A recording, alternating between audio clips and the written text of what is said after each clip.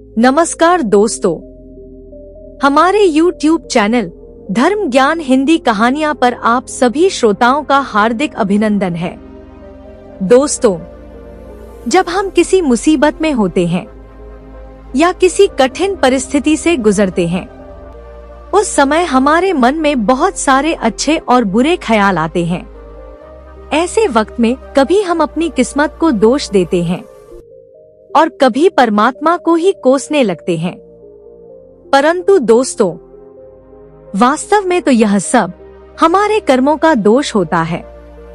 हम अपने वर्तमान समय में जिस प्रकार के कर्म करते हैं, वह हमारा भूतकाल बन जाता है और हमारे भूतकाल के आधार पर ही हमारा भविष्य निर्माण किया जाता है।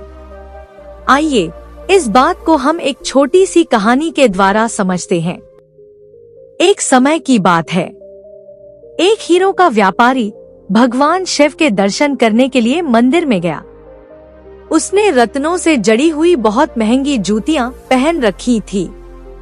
जब वह व्यापारी मंदिर के द्वार पर पहुंचा, तो उसने देखा कि मंदिर के द्वार पर बहुत भीड़ लगी हुई थी और उसने यह भी सुन रखा था कि इस मंदिर में अक्सर जूते चप्पलों की चोरी हो जाती है। यह सोचकर व्यापारी बड़ी दुविधा में पड़ गया। बेचारा मंदिर के भीतर जूतियां पहनकर जा नहीं सकता और इतनी महंगी जूतियों को बाहर छोड़ दे तो उनके चोरी होने का डर। अब वह बेचारा करे तो क्या करे। बहुत देर मंदिर के बाहर ही खड़ा सोचता रहा।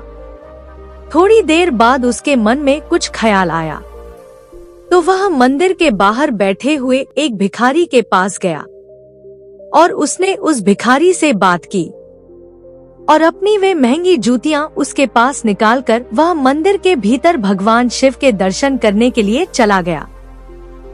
अब उस व्यापारी ने बेफिक्र होकर भगवान के दर्शन किए, उन्हें धन्यवाद किया और प्रसाद चढ़ाया।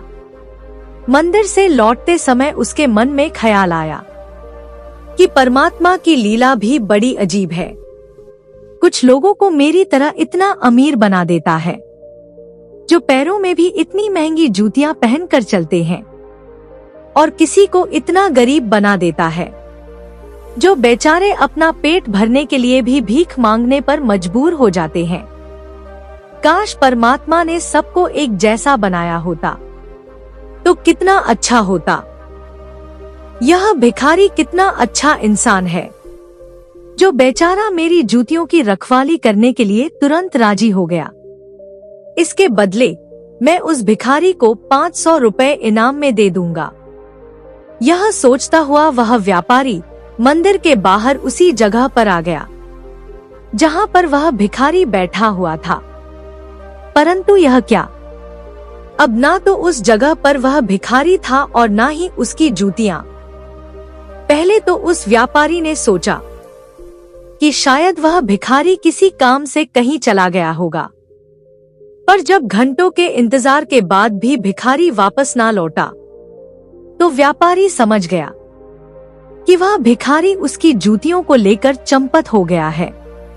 उस व्यापारी का घर मंदिर से लगभग आधा कोस की दूरी पर था। हारकर वह नंगे पांव ही अपने घर की तरफ चल दिया। कुछ आगे चला तो उसने देखा कि एक मोची चप्पल और जूतियों की दुकान लगाए बैठा है।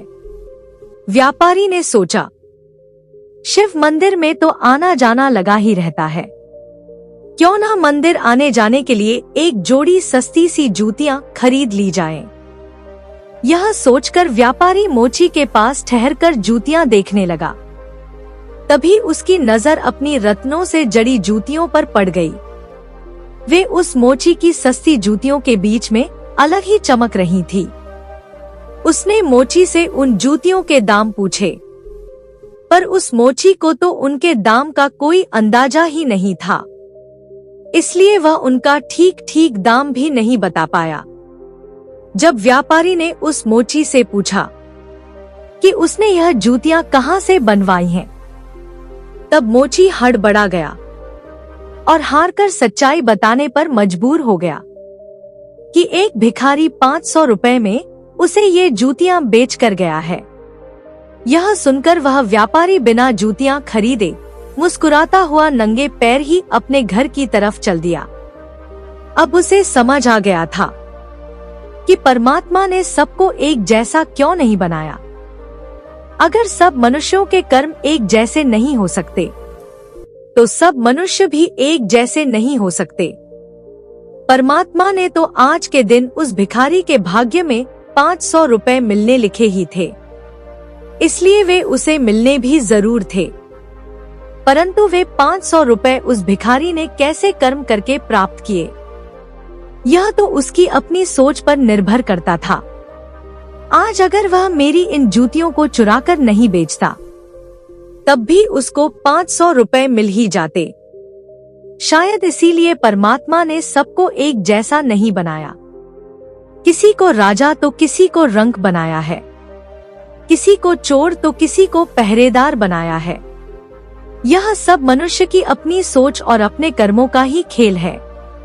दोस्तों, अगर आपको हमारी यह कहानी पसंद आई हो तो वीडियो को लाइक अवश्य कर दीजिएगा, और अगर आप हमारे चैनल पर पहली बार आए हैं तो कृपया चैनल को सब्सक्राइब भी जरूर कर लीजिएगा। धन्यवाद दोस्तों, मिलते हैं ऐसी ही एक और ज्ञानवर्धक चर्चा के साथ। तब तक के लिए आप सभी श्रोता बंधुओं को नमस्कार।